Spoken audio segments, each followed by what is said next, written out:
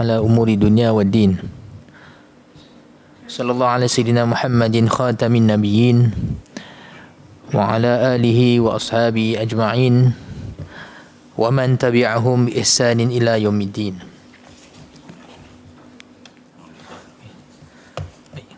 سبحانك لا علم لنا إلا ما علمتنا إنك أنت العليم الحكيم. اللهم ارزقنا فهم النبيين وحفظ المرسلين وإلهام الملائكة المقربين. اللهم فقهنا في الدين وعلمنا التأويل واهدنا صراطك المستقيم. رب اشرح لي صدري ويسر لي أمري واحلل عقدة من لساني يفقهوا قولي آمين. أما بعد، السلام عليكم ورحمة الله وبركاته. Alhamdulillah, syukur pada Allah SWT. Pada malam ini kita dapat bersama-sama sekali lagi menyambung siri pengajian kitab kita, kitab Asy-Syama'il Al-Muhammadiyah. Kitab yang menghimpunkan hadis-hadis berkenaan dengan peribadi Nabi SAW yang dikarang ataupun dihimpunkan oleh Al-Imam Abu Isa Muhammad ibn Isa At-Tirmidzi radhiyallahu ta'ala anhu. Jadi pada malam ni insya-Allah kita sambung bab yang ke-11. Kalau kitab terjemahan Ustaz Abdul Ghani Jabal Maraqi ni muka 52 kan. Baik. Bab di situ bab ke-11 selipar Rasulullah sallallahu alaihi wasallam. Baik. Jadi cuma tuan-tuan seperti mana kita pernah sebutkan sebelum ni bahawa pengajian hadis ni tuan-tuan pengajian riwayat dan dirayah. Pengajian kita meriwayatkan hadis Nabi sallallahu alaihi wasallam mengikut manhaj ataupun metod para ulama sampailah kepada Rasulullah sallallahu alaihi wasallam. Jadi kita akan baca matan hadis dia yang bahasa Arab. Dan juga oleh kerana kitab ni bab je ni ditulis oleh Imam At-Tirmidzi, jadi saya pun kena bacalah semua matan dia dalam bahasa Arab, kemudian kita terjemahkan. Nampak no? Baik. Wa bi sanadil muttasili ila al-Imam Abi Isa Muhammad At-Tirmidzi radhiyallahu ta'ala anhu qala babu ma jaa fi na'li Rasulillah sallallahu alaihi wasallam wa bihi qala haddatsana Muhammad ibn Bashar qala haddatsana Abu Dawud qala haddatsana Hammam عن قتادة قال قلت لأنس بن مالك رضي الله تعالى عنه كيف كان نعل رسول الله صلى الله عليه وسلم قال لهما قبالان. Jadi bab pada menyatakan ataupun telah barang yang datang pada menyatakan na'l Rasulullah sallallahu alaihi wasallam. Perterjemah kitab kita ni dia terjemah sebagai selipar. Selipar. Orang Kedah dia tak sebut selipar, dia sebut kasut. Kasut tu selipar lah. Baik. Tapi na'lun ni sebenarnya tuan-tuan kalau nak terjemah tepat dengan selipar pun tak apa tepat. Sebab selipar pada makna yang kita faham pada hari ini selipar kan. Selipar bentuk yang macam kita pakai lah kan. Tapi mungkin lebih tepat kalau kita terjemah sebagai capal. Capal Nabi SAW ataupun macam sandal kan, sandal Nabi SAW. Baik. Ya, jadi tuan-tuan kalau kita lihat daripada bab yang lepas kita baca tentang khuf. Khuf Nabi SAW, dan sebelum tu bab pada menyatakan tentang bagaimana kehidupan Rasulullah SAW, maksudnya dalam bentuk bagaimana Rasulullah menghadapi kehidupan harian dalam keadaan permakanan Nabi SAW yang kurang dan keadaan kemiskinan Nabi SAW. Jadi itu bentuk penceritaan ataupun bab yang menceritakan secara umum tentang hal keadaan Rasulullah SAW. Kemudiannya dalam Imam Tirmidzi mula datangkan bab-bab hadis berkenaan dengan pakaian Nabi SAW, dan Imam At-Tirmidzi memulakan sekali bab tentang khuf Nabi SAW. Kita dah baca bab tersebut. Sebab hadis khuf ni banyak hadis yang sahih, kan, hadis sahih, dan juga banyak disebutkan dalam bab fiqah contohnya sebab dia melibatkan beberapa hukum. Kemudian selepas selesai bab khuf, kita lihat Imam Tirmidzi mulakan sekali bab capal Nabi SAW. Nampak no? Beliau tidak mulakan dengan bab serban contohnya. dalam bab baju, jubah. Akan datang nanti bab-bab dia. Tapi mulakan dengan bab capal Nabi SAW. Baik. Jadi tuan-tuan, kita pun maklum bahawa capal ni ataupun kasut ataupun selipar ni kita pakai di kaki untuk melindung kaki kita daripada memijak perkara-perkara yang boleh menyakitkan kaki lah. Seperti batu, kerikil ataupun duri ataupun kepanasan. Begitulah peranan selipar dan capal Nabi SAW. Jadi Nabi SAW ada capal Nabi SAW. Baik, no? Kalau kita lihat tuan-tuan, capal ni ataupun kasut, dia adalah pakaian kita yang paling, kalau ikutkan dari sudut pemakaian lain, dia adalah pakaian yang paling rendah lah. Rendah pada keadaan dia secara physically dia pun rendah pada kaki kita kan. Dan kita pun tak adalah ambil kasut bawa masuk rumah biasanya. Kita letak tempat yang tinggi kebiasaannya, sebab kita pijak benda-benda yang inilah kotor kan. Berbeza dengan pakaian lain. Contohnya serban, kopiah. Kadang kita, anak kita main serban ataupun main kopiah campak pun, kita pun kadang kata jangan buat lagu tu kan. Dia kata ni kita nak buh kat kepala. Jadi kalau ikutkan, tinggilah kedudukan dia kan. Serban, kopiah, macam tu juga baju. Tapi kasut ni biasa kita buh kat luar. Macam tu. Tapi nak katakan tuan-tuan, sebab bila perkara tu tuan-tuan dia berkenaan dengan Nabi SAW, maka dia tu jadi mulia. Walaupun kalau ikutkan pada kita kan, pakaian kita paling rendah kasut, tapi bila kata pada Nabi SAW tuan-tuan, dia dapat kemuliaan sebab dia melindungi ataupun dipijak oleh kaki Nabi SAW. Nampak ni tuan-tuan? Sebab kemuliaan sesuatu tu bila berkait dengan sesuatu yang mulia, sesuatu yang agung, maka dia pun menumpang kemuliaan ataupun keagungan benda tersebut. Contohnya tuan-tuan, kalau ikutkan Kaabah ni, batu. Kalau ikutkan, batu je. Tapi tuan-tuan, boleh kita bermudah-mudah dengan bangunan Kaabah ni tuan-tuan. Boleh kita mencemari kehormatan dia. Besar dosa hukum dia tuan-tuan, besar sangat. Sebab apa? Sebab Allah Ta'ala jadikan Kaabah ni nisbah ni kepadanya, pada Allah SWT. Dipanggil sebagai Baitullah, rumah Allah. Nampak no? Dan dia jadikan rumah yang pertama sekali bina untuk ibadah, di mana kita maklum dalam ayat Quran, inna awwala baitin wudi'a lin-nasi lalladhi bi Bakkah mubarakan wa hudan lil alamin. Sungguhnya pertama sekali rumah yang dibina di atas muka bumi ini adalah yang di Mekah, iaitu Kaabah. Jadi berkaitan dengan Rasulullah SWT, maka perkara tersebut menjadi mulia. Tanah haram menjadi mulia. Sebab apa? Sebab turunnya padanya wahyu Allah SWT. Dan padanya lah lahirnya Nabi Muhammad SAW, utusan yang terakhir sekali, Nabi Allah ataupun Nabi yang terakhir sekali yang diutuskan oleh Allah SWT, yang paling mulia sekali. Maka mulia bumi Mekah. Jadi mulia bumi Mekah. Begitulah bumi hijrah Nabi SAW. Kalau ikutkan bumi Mekah yang mulia ni tuan-tuan, batu, pasir kan, macam tu lah. Tapi sampai hukum ni haram tuan-tuan. Kita ambil batu Kaabah ni buat keluar daripada tanah haram. Bawa keluar daripada dia. Jadi haram. Jadi ada kehormatan yang pelik. Sebab apa? Sebab dia berkait dengan kehormatan Nabi Muhammad SAW. Kemudian kita pun tahu di depan Kaabah ada maqamu Ibrahim.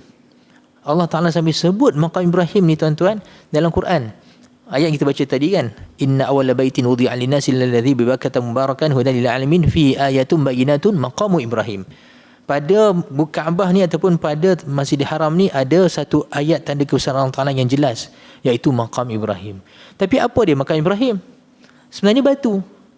Batu yang Nabi Ibrahim pijak dulu ketika Nabi Ibrahim membina Kaabah dengan anak dia Nabi Ismail alaihi salam. Nampak no? Dan kita hari ni pun kalau lah ada peluang kita pergi sana kat makam Ibrahim tu, kita tengok dalam kaca tu kan, kita akan nampak apa? Batu, cuma ada tapak kaki Nabi Ibrahim AS melengkung, apa dipanggil tu? Tenggelam.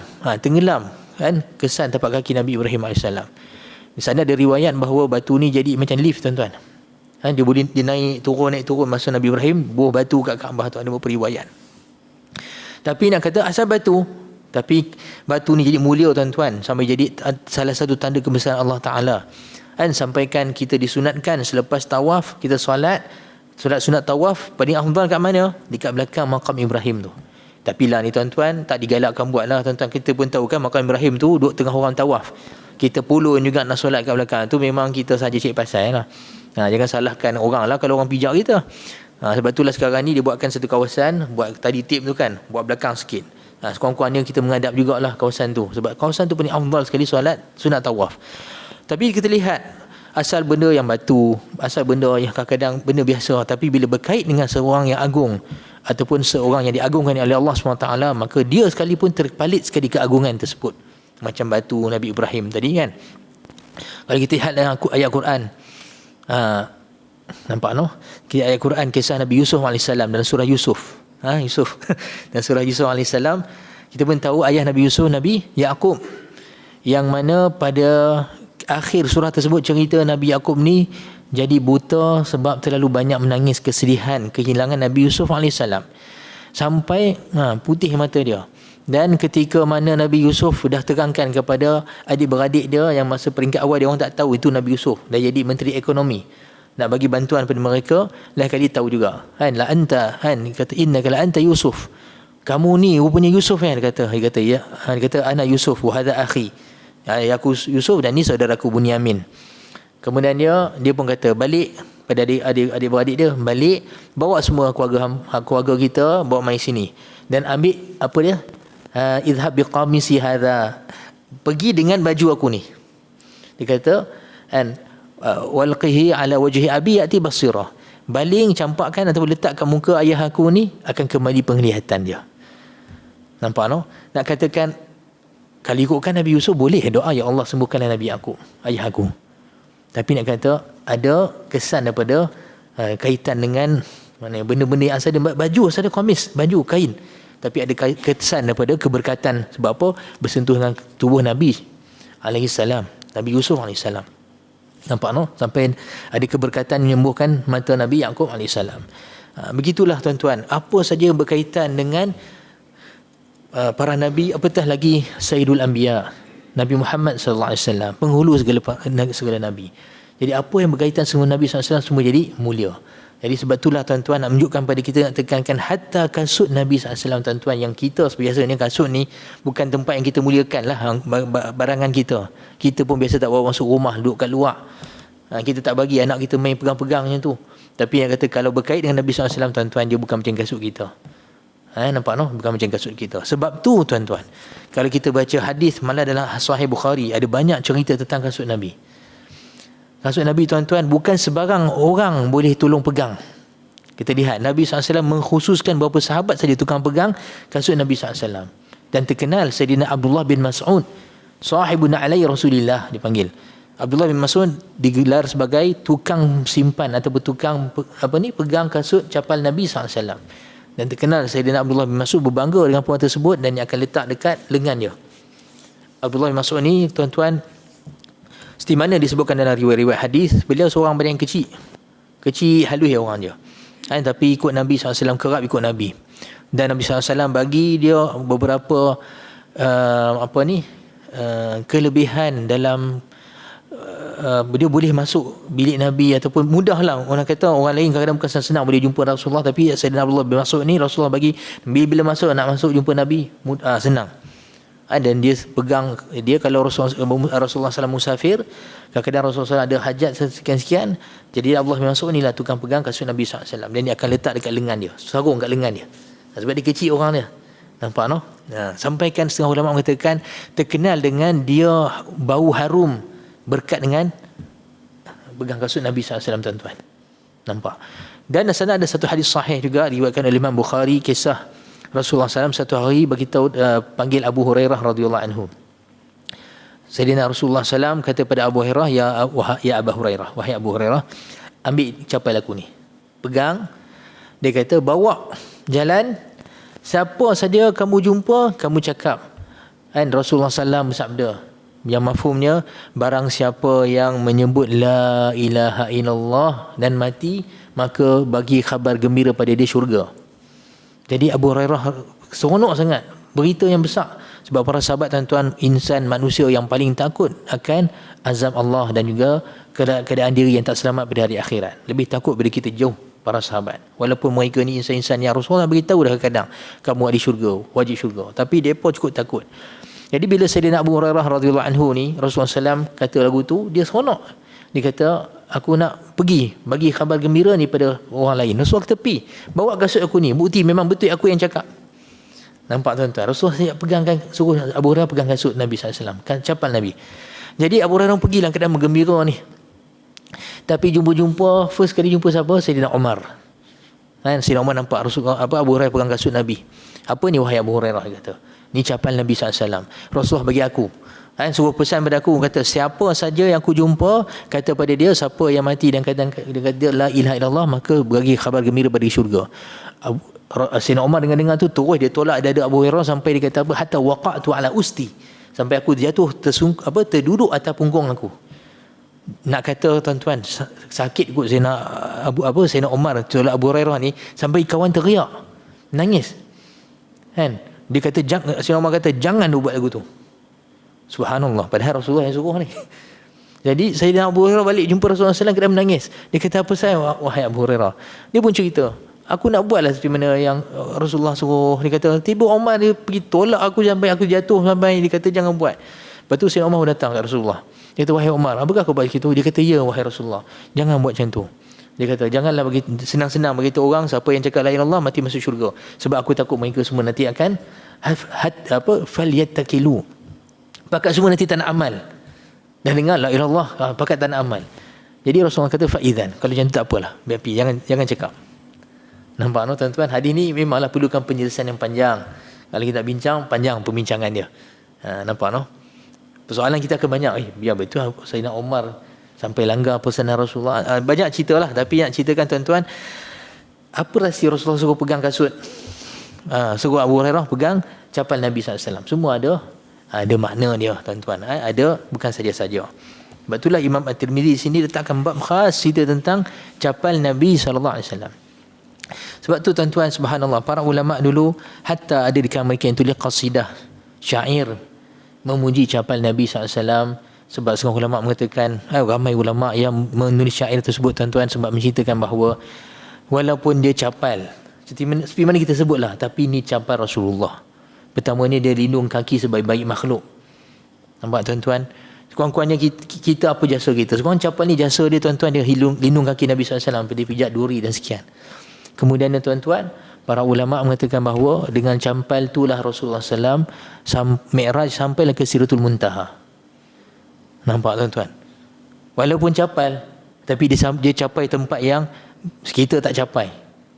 Bukan sekadar kita tuan-tuan, hatta Jibril AS. Jibril AS bukankah ketika Rasulullah nak sampai ke langit ketujuh atas Baitul Ma'mur, tiba nak sampai ke Sidratul Muntaha, Jibril kata, taqaddam ya Muhammad, wahai Muhammad, kamu pergi depan lagi. Dia kata, inilah taqaddamtu lahtaraktu binurihi. Aku ni kalau aku pergi depan lagi, nescaya aku terbakar dengan cahayanya. Ini cahaya. Rasulullah SAW pergi dengan pakaian Nabi SAW dan juga dengan capal Nabi SAW. Sedangkan Allah Ta'ala sebut dekat Nabi Musa AS, ketika Nabi Musa di Tur Sina, kan, ketika sampai ketika Nabi SAW bermusafir dengan ahli keluarganya. Kalau kita baca surah Taha. Jadi dalam sebenarnya diriwayatkan dalam kitab tafsir, ketika Nabi Musa AS berada satu tempat dalam keadaan musafir, kawasan tu gelap, sejuk. Jadi daripada jauh Nabi Musa AS nampak macam ada api. Jadi Nabi Musa AS kata ke ahli keluarga dia, duduk sini, aku pergi sana, umkuthu inni anastu naran, aku nak pergi ambil api, la'ali ajidu minha qabasan minha, boleh jadi aku boleh ambil sikit api itu untuk jadikan lampu, ataupun aku dapat petunjuk kita ni kat mana sekian-sekian. Tapi bila sampai ke api itu tuan-tuan, tengok dia bukan api. Seperti mana disebutkan dalam tafsir, dia satu pokok besar dan pokok tu bercahaya, dan cahaya tu bukan cahaya biasa, berubah-ubah warna dia, dan seolah macam cahaya tu bentuk macam api, tapi pokok tu tak terbakar. Itu seperti mana disebutkan dalam kitab tafsir. Dan keadaan takjub dan kecantikan gambaran tersebut, Nabi Musa AS tengok dan terdengar suara. Kan, Allah Ta'ala berfirman, anna rabbuka fakhla' na'laika innaka bilwadil muqaddasi tuwa. Wahai Musa, aku Tuhanmu, Allah SWT, dan cabutlah kasutmu, cabutkanlah capalmu. Fakhla' na'laika innaka bilwadil muqaddasi tuwa. Kamu sekarang berada dekat lembah yang suci, lembah Tua yang suci. Nama lembah tu lembah Tua. Nampak no? Jadi para ulama mengatakan Allah SWT memuliakan Nabi Muhammad SAW. Allah Ta'ala tak perintahkan Nabi Muhammad untuk cabut kasut untuk bertemu dengan hadrah Allah SWT di atas Sidratul Muntaha. Nampak no? Jadi nak katakan bahawa hatta di sudut nisbah, sebenarnya kita sebutkan tuan-tuan, kasut tetap kasut. Nampak no? Di mana kita katakan batu tetap batu. Tapi bila dia ada sandaran nisbah kemuliaan tadi tu tuan-tuan, dia mengambil kemuliaan tersebut atas dasar penisbahan tadi ataupun pesandaran tadi. Nampak no? Batu tetap batu tuan-tuan. Kita bukan ada i'tiqad pada batu ni hebat apa semua, tak. Seperti mana Sayyidina Umar kata pada Hajarul Aswad, dia kata, wahai Hajarul Aswad, kamu batu. Nak beritahu pada orang Arab, jangan sampai sangkakan Hajarul Aswad ni ada satu kelebihan ada kuasa atau sekian-sekian. Tapi kamu batu. Tapi dia dapat kemuliaan sebab apa? Allah Ta'ala muliakannya. Ada nisbah dia kepada kemuliaan Baitullah Al-Haram. Dia batu syurga. Nampak no? Jadi begitu jugalah. Semua perkara tuan-tuan yang berkaitan dengan Nabi SAW dapat kemuliaan tersebut. Dan termasuklah capal Nabi SAW. Tuan-tuan, tiada syak lagi benda kalau nisbah pada Nabi SAW ada kemuliaan. Malah subhanallah tuan-tuan, kadang-kadang kita lihat dalam kitab sejarah, hatta mesti mana saya cerita baru ni, tapi saya pun tak ingat cerita dekat pakat kelas, dalam kelas mana, yang saya cerita tentang kisah Imam Ahmad bin Hanbal. Rumah dia terbakar. Rumah anak Imam Ahmad bin Hanbal terbakar. Rumah anak Imam Ahmad nama dia Saleh. Saleh ni tuan-tuan anak Imam Ahmad bin Hanbal. Oleh kerana dia anak Imam Ahmad bin Hanbal, orang pun sayang pada dia, orang pun seronok lah. Dia seorang yang ialah orang soleh, orang yang baik, orang yang alim, pun anak imam besar. Jadi satu kampung tu kahwinkan Saleh ni kepada salah seorang perempuan, anak gadis dekat kampung tu, orang yang baik. Dan orang semua pakat bagi hadiah harta macam-macam, memuliakan dia, mengagungkan dia. Tapi Allah Ta'ala uji satu hari rumah dia terbakar. Rumah dia terbakar. Habis harta-harta dia yang orang bagi hadiah semua pakat terbakar. Jadi oleh kerana dia dalam keadaan orang pun masa tu kampung cuba nak padamkan api semua tapi tak berjaya. Dan akhirnya mereka nampak Saleh ni anak Imam Ahmad bin Hanbal ni duduk satu tempat dan keadaan menangis. Jadi orang semua pun tenangkan dia, kata sabar kan, dia kata insya-Allah kami cubalah bantu lepas ni, kalau harta kamu habis kita buat collection kamu semua. Jadi Saleh ni kata bukan aku menangis ni sebab kehilangan harta aku, rumah aku terbakar ataupun harta emas apa semua, kalau pergi aku tak rasa apa, tak rasa radat ataupun tak rasa sedih sebab tu. Tapi aku menangis ni sebab dalam rumah tu ada jubah ayah aku, jubah Imam Ahmad bin Hanbal. Yang mana ayah aku dulu kalau solat dia akan pakai jubah tu. Jadi aku ni berharap jubah tu lah menjadi kain kafan aku kelak. Sebab apa tuan-tuan? Sebab ada keberkatan jubah Imam Ahmad.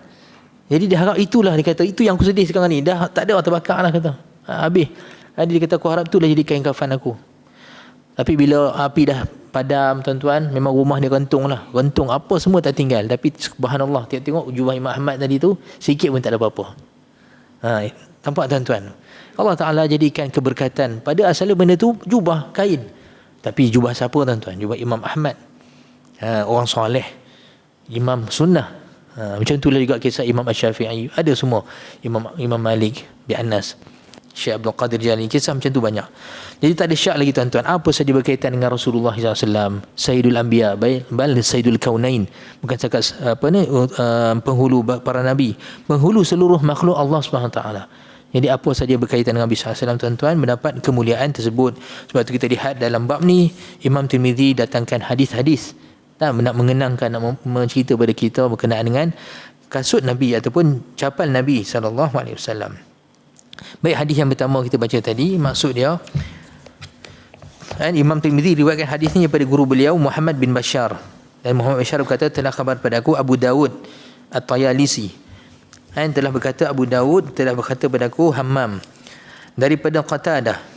Qatadah ni asalnya seorang hamba yang dibebaskan oleh Anas bin Malik radhiyallahu anhu, kemudian jadi ulama yang meriwayatkan hadis banyak daripada Sayyidina Anas bin Malik.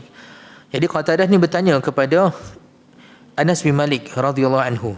Dan kita pun maklum bahawa Anas bin Malik adalah salah seorang yang khidmat Nabi SAW, khadam Nabi SAW, khidmat Nabi 10 tahun. Jadi beliau sangatlah mengetahui tentang barang-barang peribadi Nabi SAW. Nampak tuan-tuan? Dan para tabi'in, para ulama zaman tu sentiasa dalam keadaan yang keinginan yang tinggi untuk mengetahui apa saja yang berkaitan dengan Rasulullah SAW. Hatta tanya tentang kasut Nabi. Macam mana kasut Nabi? Nampak? Dia tanya, kaifa kana na'lu Rasulillah?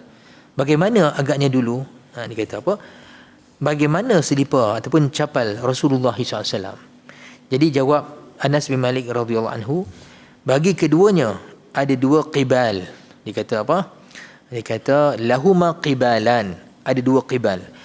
Dan masuk qibal sini tali kulit yang dimasukkan antara dua jari kaki. Seperti mana selipar ataupun capal biasa ni tuan-tuan. Capal ni kita bukan seperti kasut. Kasut ni kita serelum masuk dalam kan. Macam khuf. Sebelum ni kita baca khuf ni memang serelum masuk dalam. Tapi capal ni dia tapak. Kemudian dia ada sesuatu tali atas dia, ikat dia macam selipar sekarang ni. Tapi macam mana bentuk selipar Nabi ni? Jadi Qatadah ni tanya pada Anas bin Malik, bentuk ikatan dia melintang ke atau macam mana? Jadi Anas bin Malik beritahu kan, capal Nabi ni ada dua tali qibal. Dan qibal ni seperti mana disyarahkan oleh ulama, tempat masuk jari, kemudian dia cover sekali atas, belah atas. Jadi tuan-tuan kalau ikutkan capal Nabi SAW ni, kita lihat kalau macam selipar kita lah ni, tempat masuk jari tu ada satu saja. Tapi masuk jari Nabi SAW ada dua. Jadi Nabi SAW masukkan pertama sekali jari ibu baginda SAW dekat salah antara jari ibu dengan jari telunjuk. Kalau kita kata jari telunjuk kaki lah kan. Kemudiannya satu lagi masuk sebelahnya, antara jari telunjuk dengan jari hantu. Jadi dia ada dua. Tuan-tuan biasa kot tengok pattern capal Nabi SAW tu. Nampak no? Pernah saya tengok kot tu ada pattern dia dekat kain syal Yusuh. Pattern dia lah, bentuk dia lebih kurang.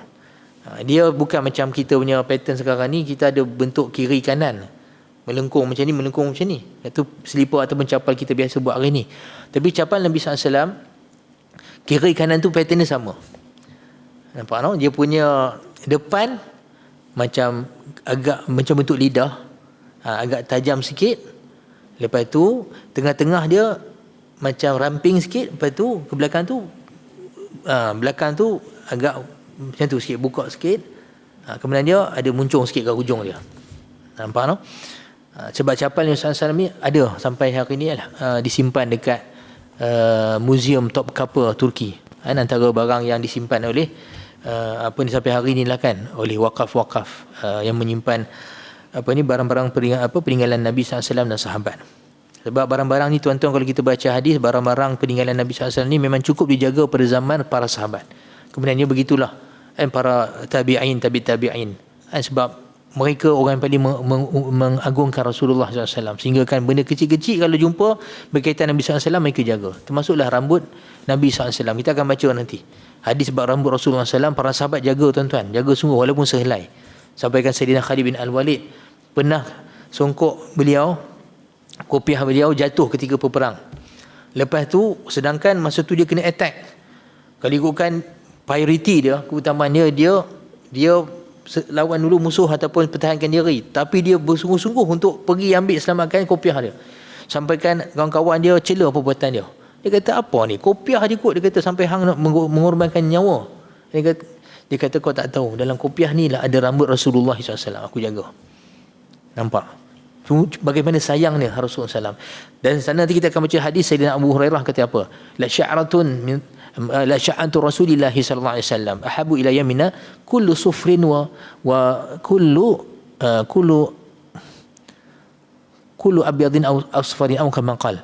Ibu tak apa ingatlah matan hadis tu. Sayyidina Abu Hurairah bersebut, sehelai rambut Rasulullah SAW ada pada aku, lebih aku sukai daripada aku dapat setiap yang kuning dan yang putih di atas muka bumi ni. Tahu tak apa tuan-tuan, kuning dan putih? Maksudnya emas dan perak. Macam tu sekali. Sehelai rambut, dia kata lebih daripada tu aku suka. Bagaimana ta'alluq, terikat attachment hati mereka ni kepada Rasulullah SAW. Jadi tuan-tuan, logik tak? Kalau ada barang tu, dia pun tahu barang Rasulullah, dia pun buat takhiran, dia buat letak saja. Tak logik tuan-tuan. Begitulah datang generasi kemudian tabi'in. Begitulah tuan-tuan, sampailah generasi zaman-zaman khilafah Islamiah dulu, zaman-zaman khilafah Uthmaniyah, mereka jaga semua ni barang ni dengan sanadnya sampai pada Rasulullah sallallahu alaihi wasallam. Dan akhirnya dijaga dekat Museum Topkapi sampai hari ni. Adalah beberapa barang yang masih terjaga. Baik. Jadi itu pertama ni tuan-tuan, hadis yang pertama menceritakan tentang bentuk tali kasut Nabi SAW. Kita akan baca hadis yang kedua pun berkaitan juga ataupun lebih kurang dengan hadis yang pertama.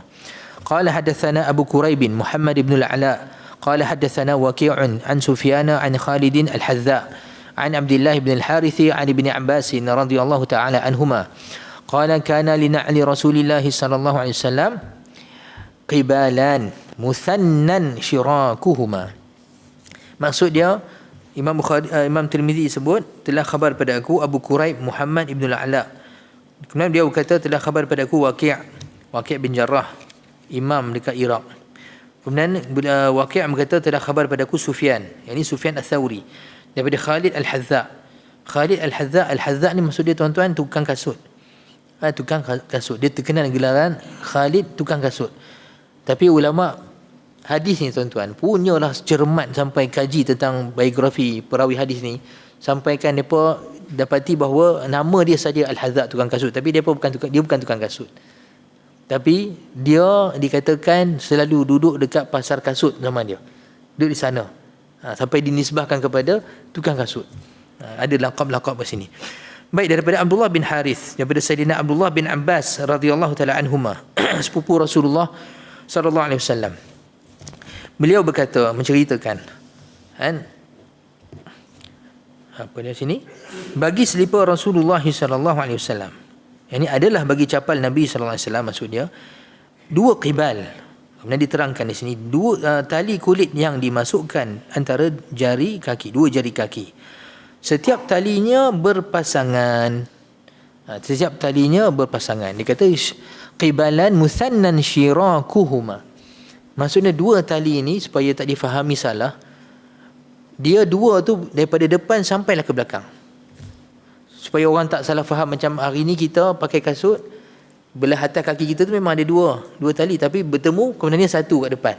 Tapi tak, dia bertemu kemudian ada dua kat depan juga. Di mana kita sebutkan dia boleh masuk pada dua jari, bukan dua celah jari, bukan satu celah jari saja. Jadi hadis ni kita lihat hatta Sayyidina Abdullah bin Abbas pun menceritakan tentang capal Nabi SAW. Begitu sekali nak katakan bahawa setiap perkara berkaitan dengan Nabi SAW mereka meriwayatkan. Baik, hadis yang seterusnya. Qala hadatsana Ahmad bin Mani'in wa Yaqub ibnu Ibrahim qala hadatsana Abu Ahmad Az-Zubairi qala hadatsana Isa bin Tahman qala akhraja ilaina Anas bin Malik radhiyallahu ta'ala anhu na'laini jardawaini lahuma qibalan qala fahaddathani thabitun ba'du an Anas annahuma kanata na'lai an-nabi sallallahu alaihi wasallam. Hadis ini Imam Tirmizi sebut telah khabar pada aku Ahmad bin Mani' dan juga Yaqub bin Ibrahim, dan mereka berdua berkata telah khabar pada kami Abu Ahmad Az-Zubairi. Kemudian Abu Ahmad Zubairi kata telah khabar pada aku Isa bin Tahman. Jadi Isa bin Tahman ni kata Anas bin Malik telah keluarkan dua kasut, dua capal. Maksudnya sepasang capal. Jardawain diterjemahkan sebagai yang tiada pada dia bulu. Jadi kita faham bahawa dua capal Nabi SAW ataupun sepasang capal Nabi SAW ni dia buat daripada kulit, tapi kulit yang telah dibuang bulunya. Nampak no? Dibuang bulunya. Sebab tu dalam riwayat lain nanti ada sebut, dia kata sibtiyah. Perkataan sibtiyah maksudnya kulit yang telah dibuang bulunya padanya. Jadi jardawain ni dia asal daripada perkataan jarda maksud dia asalnya bumi yang tiada tumbuh-tumbuhan di atasnya. Maksudnya kering, kosong. Jadi kemudian dipakai pada kasut ini ataupun kulit yang tiada bulu pada dia, panggil jarda. Nampak? Baik. Jadi sekarang ni nampak tuan-tuan, Aisyah bin Tahman ni bukan sahabat. Beliau adalah salah seorang daripada tabi'in. Datang jumpa Anas bin Malik. Jadi Anas bin Malik ni ada barang-barang koleksi barangan daripada Rasulullah sallallahu alaihi wasallam. Jadi antara perkara yang besar sangat bagi tabi'in ini, selain daripada dapat dengar hadis Nabi SAW, dapat lihat perkara-perkara barang-barang yang berkaitan dengan Nabi SAW. Malah kita akan jumpa hadis tuan-tuan, subhanallah, Anas bin Malik ni kadang-kadang ada orang main daripada dia di kalangan tabi'in nak dengar hadis, dia bagi satu hadiah yang sangat istimewa. Bagi apa tuan-tuan? Dia bagi selai rambut Nabi SAW setiap orang. Nampak? Bagaimana dapat rambut Nabi SAW ni tuan-tuan? Pertama ni Anas bin Malik khidmat Nabi 10 tahun. 10 tahun kadang-kadang Anas bin Malik lah tukang sisir rambut Nabi SAW. Boleh jadi ada rambut-rambut yang dia dapat Saya tak berani nak kata rambut Rasulullah gugur apa semua, tak berani nak kata. Nampak no? Tapi nak kata waktu 10 tahun ni, waktu tempoh yang kita rasa boleh cukup senanglah dapat rambut Nabi SAW. Dan ada waktu Rasulullah SAW kadang-kadang bercukur rambut. Cuma tak sabit Rasulullah kerap cukur rambut. Rambut Nabi panjang, seperti mana kita baca sebelum ni hadis rambut Rasulullah SAW, kebiasaannya sampai dekat telinga. Kadang-kadang sampai cecah bahu, kadang-kadang lebih daripada bahu. Tapi di sana ada riwayat Nabi SAW bercukur ketika haji, tahallul. Kemudiannya nampak rambut Rasulullah SAW datang dalam hari Fatu Mekah saja, rambut Rasulullah SAW panjang sampai lebih daripada bahu. Dan ada satu hadis riwayat Ummu Hani, sepupu Rasulullah SAW. Ini saudara perempuan Sayyidina Ali bin Abi Talib radhiyallahu taala anhuma. Bahawa beliau meriwayatkan bahawa ketika Nabi SAW datang, rambut Nabi ada 4 tocang. Rambut Rasulullah panjang dan Rasulullah ikat 4 tocang. Cuma setengah ulama mengatakan tocang di sini maksud dia panggil dia panggil dhafirah, tapi yang dikenaki dengan dhafirah sini mereka kira macam melumurkan rambut dengan madu dan juga meminta-mintanya kerana nak jaga rambut daripada terkena kutu sepanjang perjalanan. Walaupun Rasulullah SAW tidak disakiti oleh kutu dan tak dihinggap oleh lalat. Nampak no? Boleh faham tuan-tuan? Jadi antara adat Arab zaman dulu, kalau dia orang musafir jauh, kadang-kadang mereka lumurkan rambut tu dengan madu, kemudian dia akan pintal-pintal bagi rambut tu tak boleh dimasuki oleh kutu. Nampak? Tapi ada mengatakan dhafirah di sini memang tocang. Nabi SAW buat tocang 4, rambut panjang. Kemudian Rasulullah SAW bercukur selepas haji. Rambut tu tuan-tuan, Rasulullah sendiri bagi kepada Talha bin Ubaidillah. Talha bin Ubaidillah, dan Rasulullah SAW bagi itu kepada Sayyidina Talha, an farriquhu lil muslimin. Bahagikan kepada orang-orang Islam. Dan perkataan muslimin sendiri hatta sengah memahami bahawa bukan setakat sahabat, siapa saja yang ada kemungkinan boleh dapat di kalangan muslimin, ambillah. Rasulullah bagi. Nampak no, tuan-tuan? Jadi kalau tak kerana ada sebab pemberian ni, bukan sahaja bagi tuan-tuan rambut Rasulullah, lepas tu para sahabat jaga, dan Anas bin Malik siap bagi sebagai wasiat daripada Nabi SAW, bagi kat tabi'in rambut Rasulullah SAW. Jadi sebab itulah dalam hadis ni kita lihat Anas bin Malik keluarkan 2 capal. Kemudiannya mereka melihat bahawa capal ni tak ada bulu padanya dan ada 2 qibal tadi. Kemudiannya selepas hadis ni kita lihat fahaddatsani Thabitun. Kemudiannya Abu Ahmad Az-Zubairi pula kata begitu juga Sabit. Sabit ni anak murid Abu Hurairah radhiyallahu anhu dan anak murid setengah sahabat. Sabit pula kemudian ceritakan hadis tersebut, dia kata innahuma kanata na'lan nabi. Yang Anas bin Malik keluarkan capal tu, itulah capal Rasulullah sallallahu alaihi wasallam. Nampak no? Jadi Sabit Al-Bunani nak terangkan pula bahawa itu adalah capal Rasulullah. Sabit Al-Bunani tuan-tuan, seperti mana kita sebutkan, diriwayatkan oleh Imam Ibn Abi Dunya bahawa ketika beliau meninggal dikubumikan dalam tanah, kemudiannya mereka dengar ada sesuatu bunyi dalam tanah. Mereka bongkar balik kubur dia tuan-tuan, bongkar-bongkar, tengok dia tengah solat dalam kubur. Dia meninggal, kemudian solat. Lepas tu ada kawan sahabat dia, kawan dia pernah dengar, dia kata dia pernah doa sebelum mati. Dia kata, ya Allah, kalau aku dah mati besok, janganlah sampai aku tak boleh solat. Sebab dia terlalu seronok, suka solat tuan-tuan. Dia minta Allah Ta'ala kalau mati, dia kata sedih sangat kalau tak boleh solat. Dia minta Allah Ta'ala nak solat dalam kubur. Dan lepas meninggal tu memang kawan dia semua nampak. Sabit Al-Bunani, salah seorang wali Allah besar. Jadi sampai sini dulu tuan-tuan pembacaan kita. InsyaAllah kita sambung pada pengajian akan datang. Jadi saya mohon maaf sekiranya di sana ada kasar bahasa atau salah silap. Yang baik pada Allah SWT, salah silap kekurangan daripada kekurangan saya sebagai manusia biasa. Aqulu qawli hadza wa astaghfirullahal azim li wa lakum. Allahumma 'allimna ma yanfa'una wanfa'na bima 'allamtana wa zidna 'ilma warzuqna fahma waftah 'alaina futuhal 'arifin.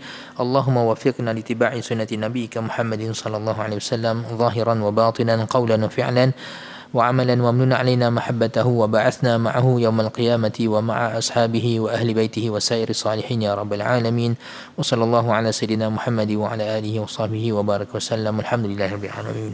السلام عليكم ورحمة الله وبركاته.